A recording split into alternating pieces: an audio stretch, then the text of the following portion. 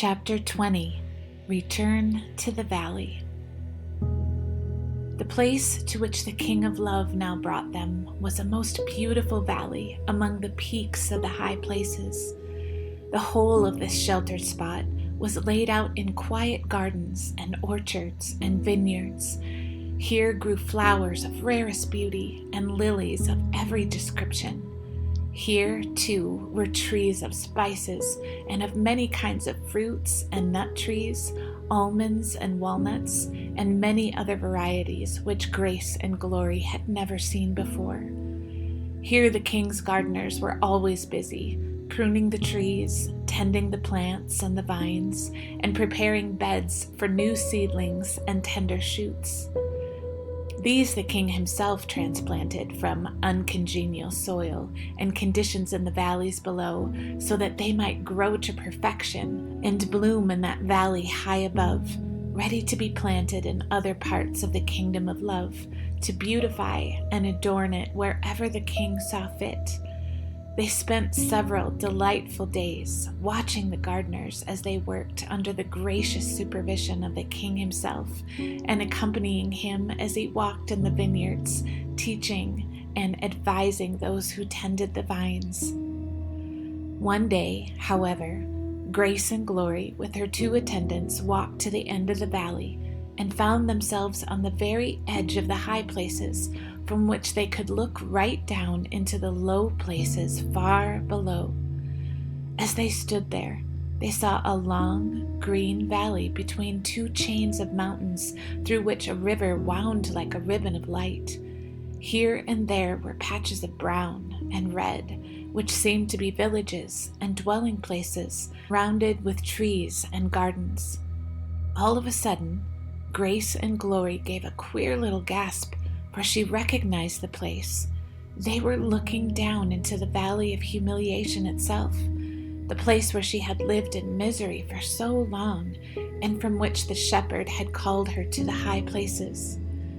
Without a word, she sat down on the grassy slope, and as she looked, a multitude of thoughts filled her mind. Down there was the little white cottage where she had lived, and the pastures where the shepherds tended the king's flocks. There were the sheepfolds, and the stream where the flocks went to drink, and where she had met the shepherd for the first time. In that valley were all her fellow workers, and the friends among whom she had lived, and with whom she had enjoyed such happy fellowship. Others she had known were there too. Away on the outskirts of the village was the cottage where her Aunt Dismal Forebodings lived, and where she had spent her miserable childhood with her cousins Gloomy and Spiteful and Craven Fear. And as she thought of them and their wretched existence, a pang of compassion and pain shot through her heart. Poor Aunt Dismal, trying to hide the fact that her heart was broken by the unhappy marriages which her two daughters had made, and embittered by the shameful doings of her darling son, she saw the dwellings of her other relatives, the manor house, where decrepit old Lord Fearing lived, tortured by his failing powers and his dread of approaching death. There was the house where Pride lived, and near it the homes of bitterness and resentment, and under those dark trees lived miserable self-pity. She recognized the dwelling places of those who had so harassed her on her journey to the high places, and round about were the homes of other inhabitants of the valley, people who hated or despised or rejected the shepherd. As Grace and Glory sat looking down into the valley, the tears welled into her eyes, and her heart throbbed with pain, two sensations which she had completely forgotten up there on the high places. Suddenly she discovered that her feelings toward her relatives and those who lived down there in the valley had undergone a complete change, and she saw them in a new light. She had thought of them only as horrible enemies, but now she realized that they were just miserable beings such as she had been herself. They were indwelt and tormented by their different besetting sins and ugly natures, just as she had been by her fears. They were wretched slaves to the natures which gave them their names, and the more horrible the qualities which characterize them, the more misery they endured, and the more we should show them compassion. She could scarcely bear the thought, yet for so many years she had not feared but also condemned them. She actually disdained their misery, telling herself it was their own fault. Yes, she, detestable, fear, enslaved, much afraid, had actually dared to disdain them for the things which made them so wretched and ugly, when she herself was equally wretched and enslaved. Instead of a fellow feeling of compassion and passionate desire that they may be delivered and transformed from the pride and resentment and bitterness which made them what they were, she had just detested and despised them. When she thought of that, she turned to Joy and Peace, who were sitting beside her, and cried out desperately, "Can nothing be done for them down there in the valley? Must my Aunt Dismal be left unhelped, and poor Spiteful and Gloomy too, and those cousins who went so far with us on the way to the high places, trying to turn us back? If the shepherd could deliver me, Grace and Glory, from all my fears and sins, couldn't he deliver them also from the things which tormented them?" "Yes," said Joy, who had been Sorrow. "If he can turn sorrow into joy, suffering into peace, and much afraid into grace and glory, how can we doubt that he could change pride and bitterness and resentment and self-pity too, if they would but yield to him and follow him? And your Aunt Dismal could be changed into praise and thanksgiving, and poor Gloomy and Spiteful also. We cannot doubt that it could be done, that they could be completely delivered from all the things which tormented them." "But," cried Grace and Glory, "how can they be persuaded to follow the shepherd? At present they hate him and won't go near him." Then Peace, who before had been suffering, said quietly, "I have noticed that when people are brought into sorrow and suffering, or loss, or humiliation, or grief, or into some place of great need, they sometimes become ready to know the shepherd and to seek his help. We know, for example, that your Aunt Dismal is desperately unhappy over the behavior of poor Craven Fear, and it may be that she would be ready now to turn to the shepherd. Then poor Gloomy and Spiteful are so wretched that though they felt no need of the shepherd before, it is very possible that now is the time to try to persuade them to seek his help." "Yes," exclaimed Grace and Glory, "I am sure you are right. Oh, if only we could go to them, if only there were some way of helping them to find what we found." At that very moment, close at hand, sounded the voice of the king. He came and sat down beside them, looked with them down into the valley so far below, and said gently to Grace and Glory, "Thou that dwellest in the gardens, the companions hearken to thy voice, cause me to hear it." Canticle 8:13. Grace and Glory turned to him and laid her hand upon his arm. "My lord," she said, "we were talking about the people who live down there in the valley of humiliation. They are my relatives, you know, all of them. They are so wretched and miserable. What can we do for them, my lord? They don't know anything about the joy of the high places and the kingdom of love. There is my poor Aunt Dismal forebodings. I lived with her for a long time and know that she is utterly wretched." "I know her," said the king quietly. "She is a most unhappy woman." "And her daughter Gloomy," went on Grace and Glory, looking at him entreatingly as she spoke. "She married Coward, the son of old Lord Fearing, very rich, but much older than herself, and a miserably unhappy and selfish creature. I believe she has not known a moment's peace since. There was talk in the valley before I came away that he was likely to desert her." "He has done so," answered the king quietly, "and she has returned to her mother in the cottage, a miserable and disillusioned woman with a broken heart, and her sister Spiteful, poor, poor soul, with her sharp tongue which makes so many enemies and deprives her of friends. She married timid, sulking, and they are desperately poor and have to live in one little rented room in the house of my cousin Bitterness and his wife. I cannot bear to think of their wretched condition while I live up here in the kingdom of love."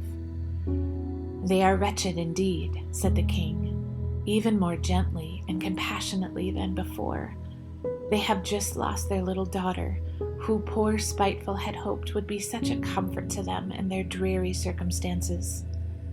"And then," continued Grace and Glory, with just a hint of hesitation in her voice, "there is their brother, Craven Fear." She did not look at the king as she spoke, but paused a moment, then went on hurriedly. "He is the most unhappy member of the whole family. He has broken his mother's heart. Neither of his sisters will speak to him anymore, and he goes skulking about in the valley, hated by everyone."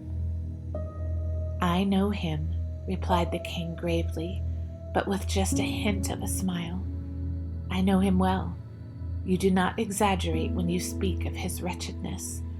I have had to interfere and chastise him many times to try and correct his bullying propensities, but though I have chastened him sore, I have not given him over to death." "No, no," cried Grace and Glory imploringly. "Don't ever do that, my lord. I beg you, find some way to rescue and deliver him from himself, as you delivered me."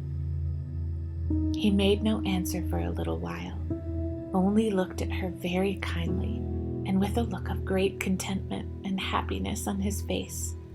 At last he spoke. "I am more than willing to do what you suggest," said he.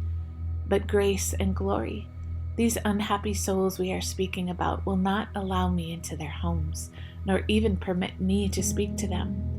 I need a voice to speak for me, to persuade them to let me help them." "I see what you mean," she cried joyfully. "We will go down with you and speak to them, and show what you have done for us, and what you are willing and able to do for them." "Do you think they will listen to you?" he asked, smiling at her very gently as he spoke. "No, I don't think it's at all likely, at least not at first," she answered. "I was not at all the sort of person to make them want to listen to me. I did not behave at all loving to them, but you will tell me what to say.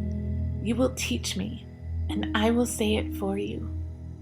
Oh, my lord, let us make haste and go down there. When they see what you have done for me, when they see peace and joy, I do think in the end they will want you to help them too. It is because they have lied to themselves about you and have persuaded themselves that you cannot do them good that they resist you and turn from your help. But we will plead with them, especially now, my lord, when they are so unhappy and so despised by others. Their very misery and loneliness and sorrow will make them more willing to listen to news of your grace and of your desire to help them." "True," he agreed. "That is just what I think. This is indeed a specially favorable time for us to go down and try to help them." He rose to his feet as he spoke. She sprang up too, and all four stood joyful and radiant on the edge of the high places, ready to go leaping down to the valley again. Then Grace and Glory saw that the great waterfall, quite close at hand, was leaping down to the valley too, with the tumultuous, joyful noise of many waters, singing as they poured themselves down over the rock lip. "From the heights we leap and flow, to the valleys down below, sweetest urge and sweetest will, to go lower, lower still." Suddenly she understood. She was beholding a wondrous and glorious truth. A great multitude, whom no man could number, brought like herself by the king to the kingdom of love, and to the high places, so that they could now pour out their lives in gladdest abandonment, leaping down with him to the sorrowful, desolate places below, to share with others the life which they had received. She herself was only one drop among that glad, exultant throng of self-givers, the followers of the King of Love, united with him and with one another, each one equally blessed and beloved as herself. For he loves each one of us, she said to herself, as though there were only one to love. The thought of being made one with the great fall of many waters filled her heart with ecstasy and with a rapturous joy beyond power to express. She too, at last, was to go down with them, pouring herself forth in love's abandonment of self-giving.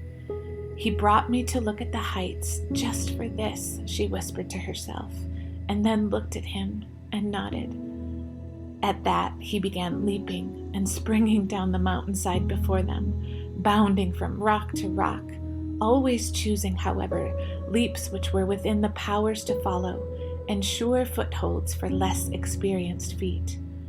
Behind him went Grace and Glory, with joy and peace beside her, leaping down, just as the waters leapt and sang beside them. They mingled their voices with the joyful music of the many waters, singing their own individual song. Make haste, beloved, be thou like an heart, on mountains spicy sweet, and I, on those high places where thou art, will follow on hinds feet.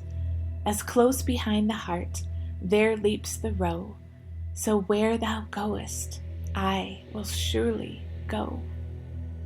That, as perhaps you know, is the last verse of the Song of Songs, which is Solomon's.